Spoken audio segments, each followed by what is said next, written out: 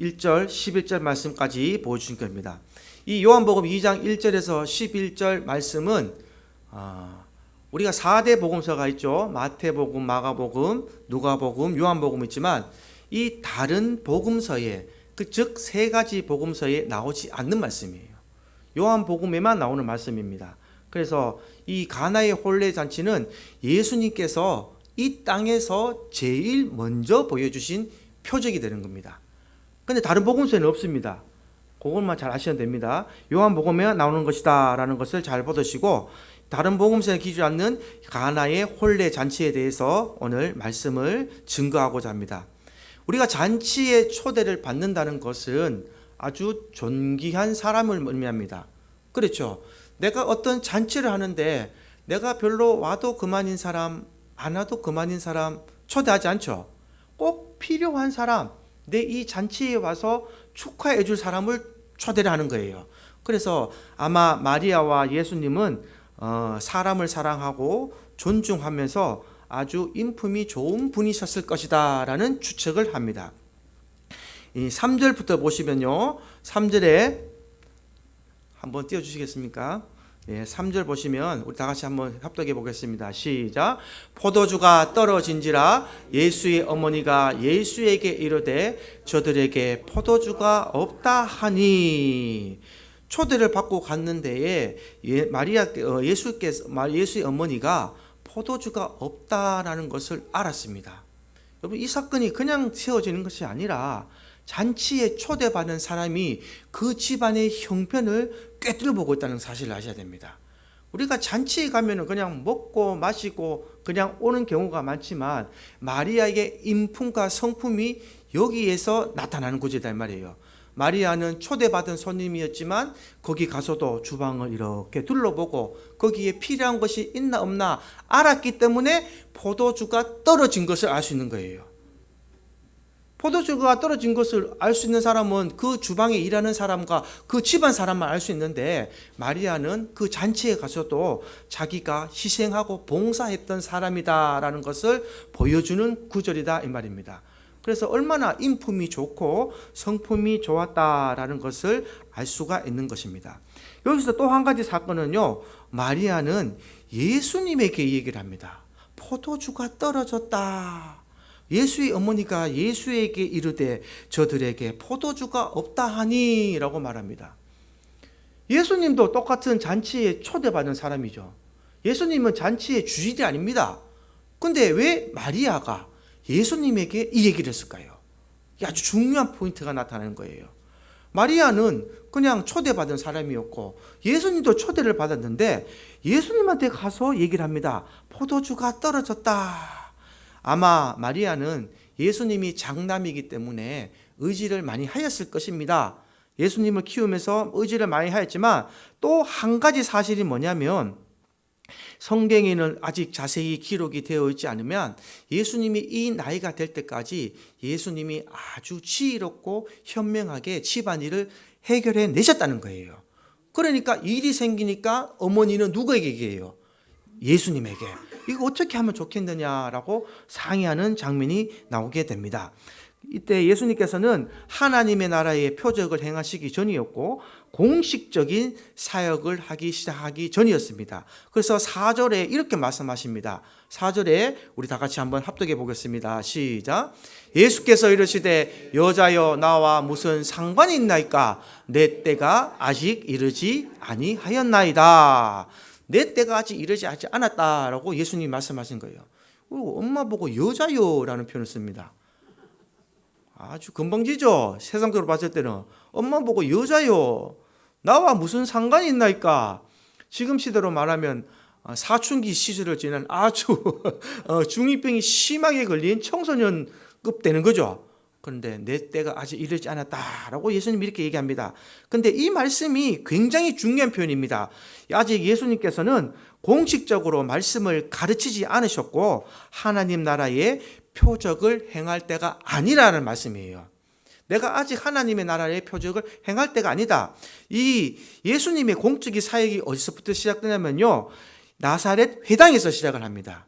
예수님의 공적인 사역은요, 말씀을 가르칠 때부터 시작이 되는 거예요. 예수님께서 이때는 어땠냐면 40일 금식을 마치시고 시험을 이기시고 난 후에 나온 일입니다. 그래서 나사렛 회당에서 말씀을 가르치기 곧전 중간에 지금 이 사건이 들어가 있다. 이렇게 기록이 되어 있습니다. 누가복음 4장 14절 한번 읽어보겠습니다. 시작.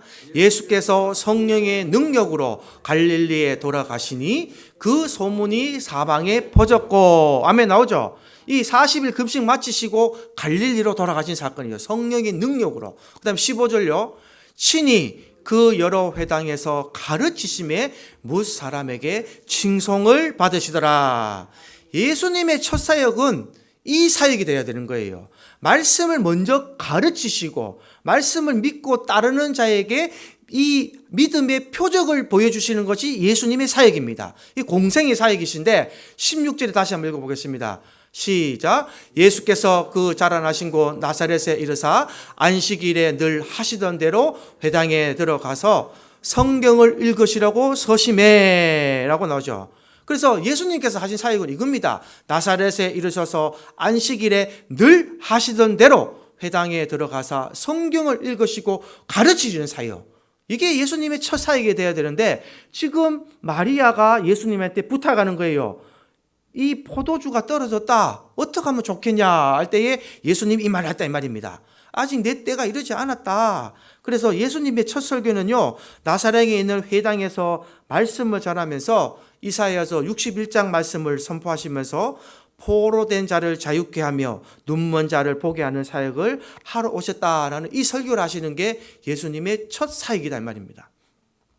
그래서 예수님이 이 표적을 행하실 때는 반드시 하나님의 말씀을 먼저 가르치셨고 또 그 하나님의 말씀이 진리라는 것을 증거하기 위해서 그 믿고 순종하는 자들에게 하나님 나라의 표적을 보여주신 것이다 라고 기억하셔야 됩니다. 하나님의 말씀을 믿지 않는 자에게는 하나님은 절대 표적을 보여주시지 않습니다. 하나님의 말씀을 먼저 가르치시고 하나님의 표적을 보여주신 것이 예수님의 사역인데 마리아는 지금 예수님한테 부탁하는 장면이 나왔다 이 말입니다. 포도주가 떨어졌다. 어떻게 하면 좋겠습니까? 이 장면까지 제가 지금 설명을 드리고 있습니다. 그래서 가나 혼인잔치에서는 예수님의 행하시는 표적은 말씀을 증거하기 위한 표적이다라기보다는 하나님 나라의 시작을 알리는 표적이 된다. 상징적인 표적이 될 수 있다라고 해석을 하셔야 된다라는 말씀드립니다. 상징적인 표시되자. 그 상징에 뭔가 들어가느냐? 물이 변하여 포도주가 되는 표적을 행하신 것입니다. 물이 포도주가 될 수 있다. 여러분들 믿으십니까? 이 지금 제가 여기 물 한 잔 담고 있는데 포도주 되라 믿으십니까? 믿기 어렵죠, 솔직히. 어떻게 믿습니까? 그러나 이 물이 변하여 포도주가 됐다는 것은 물이 변하여 포도주가 됐다는 표현이 아니라 이 질적인 표현이 바뀌었다는 거예요. 자체가 바뀌었다는 거. 질적인 변화를 상징하는 것입니다. 물과 포도주는 다르죠. 물과 포도주는 질적으로 다릅니다. 그러나 이 물이 포도주로 변화하였다는 것은 예수님께서 이 땅에 오셔서 내가 너희의 질적인 변화를 이루어내겠다는 말씀입니다. 할렐루야. 너희는 물이라도 내가 포도주로 바꿀 수 있다는 것을 상징적으로 보여주시는 표적이 이 말씀입니다. 5절 말씀을 읽어보겠습니다. 5절 말씀 읽어보겠습니다. 시작. 그의 어머니가 하인들에게 이르되 너희에게 무슨 말씀을 하시든지 그대로 하라 하니라. 아멘. 방금 여러분들은 내가 물이 포도주로 변하는 것을 믿습니까? 했을 때에 아멘 못했죠. 근데 마리아 씨는 이렇습니다. 그의 어머니가 하인들에게 이르되 너희에게 무슨 말씀을 하시든지 그대로 하라. 할렐루야. 이것이 마리아의 신앙이었습니다. 마리아는 예수님의 육적인 어머니였지만 심적으로는 하나님처럼 마리아가 하나님을 알죠. 어떻게 압니까? 마리아는 처녀의 상태로 이 성령의 잉태로 예수님을 낳았던 그 증거를 마리아가 제일 가장 잘 알고 있습니다. 마리아가 이 예수님의 성령과 성령으로 잉태된 것을 마리아가 가장 잘 알겠죠. 왜냐? 마리아는 그것을 경험을 했기 때문에. 남자와 동침하지 않고 내가 아이를 잉태했고 그 아이를 낳고 난 후에 동방 박사가 와서 예물을 드리면서 경배했는 것을 마리아는 경험을 했기 때문에 예수님을 아이로 보지 않고 신으로서 이 땅에 오실 구세주로서 섬겼다는 말입니다. 그래서 이런 신앙이 되었다는 거예요. 그이가 무슨 말씀을 하시든지 그대로 하라라는 말씀을 가지고 오셨다라고 말합니다. 여기에서 얼마나 예수님을 의지하고 신뢰하는지 알 수 있는 구절입니다. 성경에는 기록이 되어 있지 않지만 이 말씀 구절을 읽으면 마리아가 얼마나 예수님을 믿으며 의지했는지 알 수 있는 구절이 있습니다. 그래서 오늘 이 말씀 마리아의 믿음을 저와 여러분들의 믿음이 되기를 주님의 이름으로 축원합니다. 이 마리아의 믿음이 우리의 믿음이 되어야 할 줄로 믿습니다. 6절을 다시 한번 읽었습니다. 6절 시작. 거기에 유대인의 정결 예식을 따라 두세 통 들은 돌 항아리 6이 놓여든지라. 예수님께서 표적을 행하실 때에 사용한 항아리를 보면요, 이 유대인의 정결 예식을 따라 두세 통 들은 돌 항아리 6이 놓였는지라 라는 이 대목이 들어가 있습니다. 이 유대인의 정결 예식에 행하는 항아리는요, 그 집에 정결 예식을 행하는 것인데 이것을 미크베라는 단어를 씁니다. 미크베, 사람이 몸을 담글 수 있는 욕조를 말하는 거예요. 사람이 몸을 담글 수 있는 그 욕조를 말하는데, 이 미크베는요, 바벨론 포로 시절에서 에스라가 율법을 강조하면서 매일마다 정결한 삶을 살게 하기 위하여 물로 몸을 씻는 규례를 만들었습니다. 너희는 몸을 매일 정결하게 씻으라라는 규례를 만드는데, 이 전통이 계속 이어져 오면서 경절한 삶을 살기 위해서 이 좀 부자들은 자기 집에 이 미크베를 만들어 놓고 정결의식을 하였고, 가난한 자들은 공동으로 사용하는 미크베에 가서 매일 아침 정결의식을 행하였던 것입니다. 그래서 유대인들은 이 정결예식을 늘 행해 오던 민족이에요. 이 정결하던 이 미크베에 사용되는 물은 아무 물이나 사용할 수 없습니다. 그냥 흐르는 물이 아니라 자연적인 물, 즉 그 물을 채우기 위해서 항아리가 준비되었고, 빗물이나 눈이 녹은 물로만 사용할 수 있는 거예요. 하나님이 주신 물로만 씻게 됐다 이 말이에요. 인위로 만들어진 물이 아니라 하늘에서 내려진 빗물이라든지 눈이 녹아진 물로서 여기서 정결의식을 통하여서 하나님께 나아가는 모습을 보여주시는 이 미크베에 하나님께서, 지금 예수님께서 물을 채우라라는 것을 이제 가르쳐 주시는 거예요. 이 7절 한번 읽어보겠습니다. 7절 말씀 시작. 예수께서 그들에게 이르시되 항아리에 물을 채우라 하신즉 아기까지 채우니. 예수님께서 채우신 물은 하늘에서 내려온 물입니까? 샘물입니까? 샘물이 되는 거죠. 여기서 예수님께서 주신 물은 자연적인 물이 아니라 샘물이 되는 겁니다. 그래서 이 하나님께서 주신 이 물이 하늘에서 내려온 물이 아니라 이 샘물을 채우라 하신 것이에요. 그래서 이 하늘에서 온 물이 아니고 근원이 다른 물입니다. 이 사람이 인위로 채운 물이다 이 말이에요. 그래서 이 히브리어서는요, 이 샘이라는 단어를 눈이라는 표현으로 씁니다. 이 히브리어 단어에서는 샘이라는 단어를 눈이라는 표현으로도 사용하는 것이에요. 그래서 이 단어의 뜻이 뭐냐면요, 샘물이 포도주가 되는 기적은 질적인 변화와 보는 시각이 달라지는 것입니다. 보는 시각, 관점이 바뀌었다라는 이 변화를 오늘 예수님께서 가르쳐 주시는 거예요. 물이 변하여 포도주가 됐다는 이 기적의 의미가 뭐냐면 여러분들의 보는 시각이 바뀌어진다라는 것을 기억하시기 바랍니다. 예수님께서 물이 변하여 포도주가 되신 이 기적이, 이 물이 우리가 봤을 때는 투명한 물 색깔인데 포도주가 되면 붉은색으로 바뀌어버리죠. 보는 시각이 달라진다는 것입니다. 예수님께서 오늘 여러분들이 물이 변하여 포도주가 되는 기적을 보여줘서 여러분들이 이 세상을 보는 시각이 달라지기를 주님의 이름으로 축원드립니다. 이 포도주의 의미를 잘 아셔야 돼요. 그냥 잔치집에서 물을 줬다는 것이 아니라 여러분들이 보는 시각을 예수님께서 바꾸어 주신다는 것입니다. 그래서 살아가는 의미가 바뀌어졌다라는 것을 기억하셔야 됩니다. 사실 혼인집에서 포도주가 모자라게 되었다는 것은 낭패를 당한 것이나 부끄러움을 당하는 것이죠. 잔치집에서 많은 음식을 마련했는데 사람들이 잔치집에 갔을 때에 음식이 모자라거나 포도주가 떨어지면 잔치에 갔다 온 사람들은 무슨 말을 할까요?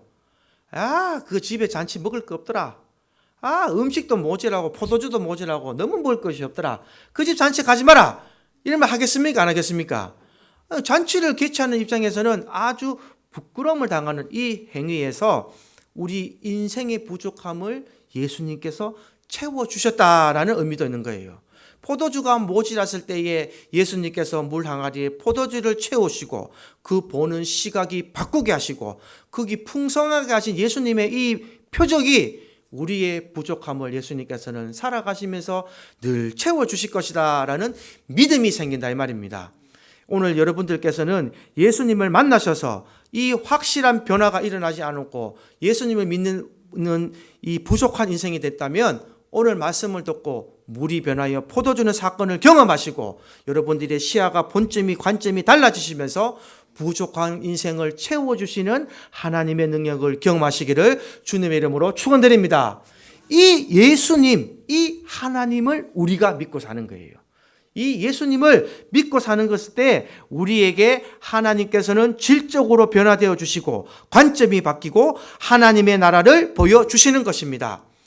사실 혼인집에서 이런 예수님이 물이 변하여 포도주 사건은요, 부족함을 채워주게 되고 문제가 해결됨으로써 기쁨과 감사가 넘치는 삶으로 바뀌게 되는 우리의 인생이 되어지는 것이다 이 말입니다.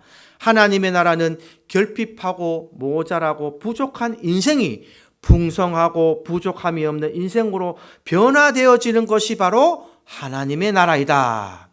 세상 사람들은 명절 때에 풍성한 한가위 되세요라고 많이 하죠.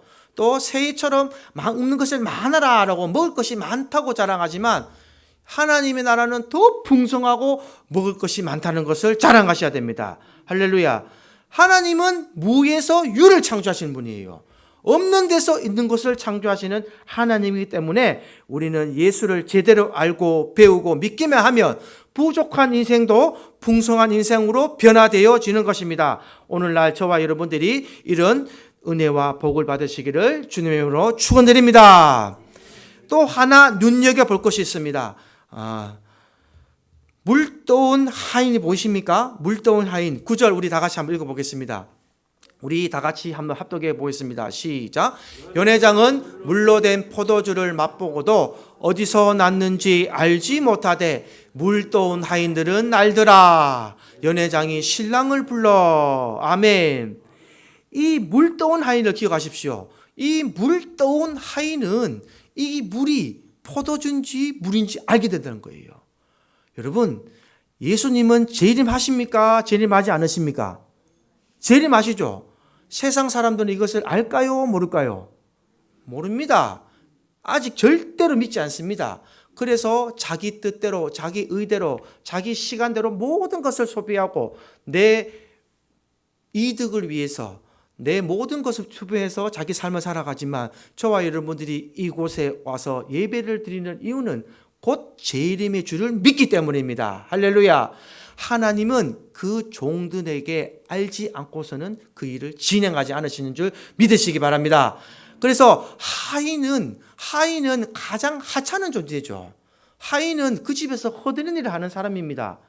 잔치 갔을 때에 먹고 마시고 즐기는 사람이 아니라 그곳에서 시키는 대로 주인의 잔치에 위해서 허드렛 일을 하지만 그 가장 중요한 사실을 저 하인은 알고 있다라는 사실을 눈여겨보시기 바랍니다. 우리는 하나님의 종입니다. 맞습니까? 하나님의 종으로 인정하십니까? 예수 우리 왕이여 찬양하실 때 2절에 뭐라고 나옵니까? 우리는 주님의 종입니다 라는 표현을 하잖아요. 우리는 하나님의 종이 되기를 주님의 이름으로 축원드립니다. 하나님은 우리를 자녀 삼으셨지만 우리는 종의 신분을 절대로 잊어버리면 안 됩니다. 하나님은 우리를 드높여 주셨고 우리를 최고의 자리까지 높여 주셨지만 역시 우리는 하나님을 볼 때에 종의 신분을 잊어버리면 안 된다라는 거예요. 왜냐? 종의 신분이 되어야 주인을 경외할 줄 알고 주인의 영광을 바라볼 줄 알고 주인을 섬길 수 있기 때문입니다. 오늘 2023년의 새해를 맞이하여 제가 전하는 말씀, 물이 변하여 포도주가 되는 사건은 하나님이 여러분들에게 주종의 관계를 허락하시고 하나님의 자녀의 관계를 허락하셔서 변하는 삶을 바라시고 변화된 삶은 종으로서 모든 것을 비밀을 알게 하신다는 것을 꼭 깨달으시기를 주님의 이름으로 축원드립니다. 종은 깨달을 수 있습니다. 왜? 하나님이 이 변화된 사람에게는 가르쳐 주기 때문입니다. 그래서 앞으로 예수님이 이런 사역을 하실 때는 낮은 자들을 모으셨다는 것을 기억하십시오. 가난한 자들, 낮은 자들, 세상에서 핍박받고 이 세상 살기에 힘든 자들을 예수님께서 다 모으시고 또 알게 하시고 또 포도주를 가장 좋은 것으로 변화시킨 것 같이 죄인들을 불러 모으셔서 최상급의 사람으로 변화시키셨다라는 것을 기억하셔야 됩니다. 우습게 말 하는 거 하겠습니다. 화난 여자는 어떻게 변해야 될까요? 화난 여자는 어떻게 변해야 될까요? 우리 따라해 보겠습니다. 화난 여자는 환한 여자로 변해야 된다. 할렐루야. 따라해 보겠습니다. 화난 여자는 환한 여자로 바뀌어라. 따지는 여자는 따뜻한 여자로 바뀌어라. 또 마지막으로 빛이 많던 여자는 빛을 바라는 여자로 바뀌어라. 할렐루야. 이렇게 예수님께서 변화시켜 줄 줄 믿습니다. 화난 여자는 화난 여자로 바뀌어지고, 따지는 여자는 따뜻한 여자로 바뀌어지고, 빛이 많은 여자는 빛을 바라로 변해야 될지어다. 할렐루야. 그래서 아버지가 구기자차를 너무 좋아해서, 내가 구기자차를 너무 좋아해서 내 얼굴이 이렇게 구겨졌다 말하니까 이 현명한 아들이 뭘 사온지 아십니까? 피자를 사왔습니다. 아버지 피자 드시고 얼굴 좀 피십시오. 할렐루야. 변화시키는 피자를 사오는 아들이 되시기를 주님의 이름으로 축복합니다. 오늘 이 구정을 맞이하여서 여러분들 예배를 마치고 이제는 각 가정에 돌아가셔서 여러분들 가족과 친지를 만나실 때에 여러분들이 가장 해야 될 것이 이 변화된 모습이다 이 말입니다. 나는 교회를 다니는데 말만 교회 다니라, 야 며느리야 교회 다니라, 야다 너 저 교회 좀 다니라 하면서 하는 행동은 화가 많이 난 여자고, 조금만 건드리면 이 똑바로 뭐하나, 며느리 뭐 전 굽을 때 전 다 탄다 하나, 계란 2개만 넣어라, 그래서 안 그래서 막 이래 하시면 덕이 될까요 안 될까요? 며느리한테 야야 좀 타면 어떻노, 탄 거 내가 먹을게, 이쁜 거 네가 먹어라, 네가 먹고 이쁜 아들 딸 낳아라. 할렐루야. 환한 얼굴로, 빛을 바라는 얼굴로 손자를 마련하고 자녀를 마련하고 며느리를 마련한다면 여러분 가정이 얼마나 복받고 하나님 보시기에 얼마나 즐거운 명절이 되겠습니까? 예수 믿는 며느리들은요, 우리 어머니 보러 명절 가야 된다 이 말 나와야 됩니다. 할렐루야. 진짜 그 말 나와야 돼요. 며느리 증후군이 없어야 됩니다. 우리 어머니는 가니까 음식도 미리 다 차려 놓으시고 가니까 우리 어머니는 설거지도 해주시고, 교회만 다니면 우리 어머니가 다 해주시더라. 교회 갑시다. 혹시 시어머니가 당신을 괴롭히십니까? 시어머니 교회 다니라 하세요. 이 말 나와야 된다 이 말이에요. 할렐루야. 우리 시어머니는 교회 다니시니까 얼마나 편한지 몰라요. 설거지도 다 해주시고 밥도 잘해주시고, 며느라 나가서 놀다 오느라 막 등 떠미는데 어떻게 시당 안 가겠습니까? 집에 갈 때 용돈도 주시더라. 할렐루야. 용돈을 드리는 시어머니가 아니라 용돈 받으러 가는 시어머니입니다. 이렇게 막 자랑하시고 변화되면 얼마나 즐거운 명절이겠습니까? 우리 가정에서 먼저 예수님이 물이 변하여 포도주로 변화시킨 것처럼 오늘날 저와 여러분들이 먼저 변화되시기를 주님의 이름으로 축복합니다. 우리 11절 마지막으로 읽어보겠습니다. 11절 우리 다 같이 합독해 보겠습니다. 시작. 예수께서 이 첫 표적을 갈릴리 가나에서 행하여 그의 영광을 나타내심에 제자들이 그를 믿으니라. 아멘. 이 제자들도 예수님을 믿지 않았던 겁니다. 언제까지요? 표적을 보여줄 때까지 안 믿었다는 거예요. 제자들도 이때까지는 어떻게 생각했냐? 위대한 랍비 선생인 줄만 했지 인류를 구원할 메시아로 인정하지 않았다라고 얘기합니다. 이 표적을 보면서 제자들이 예수님이 하나님의 아들이요 메시아라는 것을 알았다는 겁니다. 제자들이 바꾸고 말하면 예수님을 바라보는 시각이 바뀌었다는 거예요. 그 전까지는 그냥 나를 가르쳐주신 선생이고, 그냥 나보다 조금 더 공부하신 랍비다, 말씀을 가르치신 분이다 라고 얘기했지만, 물이 변하는, 포도주로 변하는 기적을 밝혀주니까 이분은 선지자급이 아니다. 이분은 정말 우리를 구원해 준 메시아다. 이분은 정말 우리를 구원해 준 메시아다. 우리의 구원주다라고 인정하게 되었다는 것입니다. 이 시야가 바뀌고 예수를 믿으니 어떻게 됩니까? 이 제자들은 그 이후로 예수님을 따라다니면서 이 믿음이 회복되고 나중에는 주를 위하여 십자가에 순교할 수 있는 믿음으로까지 나아갔다라는 것을 기억하시기 바랍니다. 오늘날 저와 여러분들은 예수님을 믿으십니까? 정말 예수님을 믿으십니까? 믿으신다면 저와 여러분들이 먼저 물이 변하여 포도주가 된 것 같이 변화되기를 소망합니다. 내가 변해야, 내가 선한 영향력을 끼쳐야, 내 모습이 하나님 보시기에 기쁨의 자녀가 되어야 내 자녀가 따라오고, 내 주위의 사회에 있던 사회 구성원들이 따라오고, 내 믿지 않는 불신자들이 내 모습을 보면서 예수를 믿는 모습으로 바뀌어지고 변화되는 세상으로 이루어져 간다는 것을 꼭 기억하시기 바랍니다. 너만 바뀌어라, 니 좀 바뀌어라, 정죄하고 비판하고 심판하는 것은 성경 말씀에 한 군데도 없습니다. 네가 먼저 변하고, 네가 먼저 바뀌고, 네가 먼저 예수님의 모습으로, 예수님의 제자로 살아갈 때에 이 세상에서 예수님이 너와 함께 동행하시고 네 고난에 이길 수 있는 힘을 주시고, 앞으로 하나님이 만드신 영원 무궁한 세계에 갈 수 있는 인내와 소망을 기억하신다라고 하나님이 말씀하셨습니다. 오늘 새해를 맞이하여서 오후에 가신다면 여러분들께서는 이 말씀을 잘 기억하시고, 예수님이 물이 변하여 포도주가 됐을 때에 제자들이 보는 시각이 변했듯이 오늘 여러분들의 시각이 완전히 변화가 되어서 관점이 바뀌어서 이제는 예수님의 제자로서 남은 삶을 살아가시기를 주님의 이름으로 축복합니다. 할렐루야. 이 시간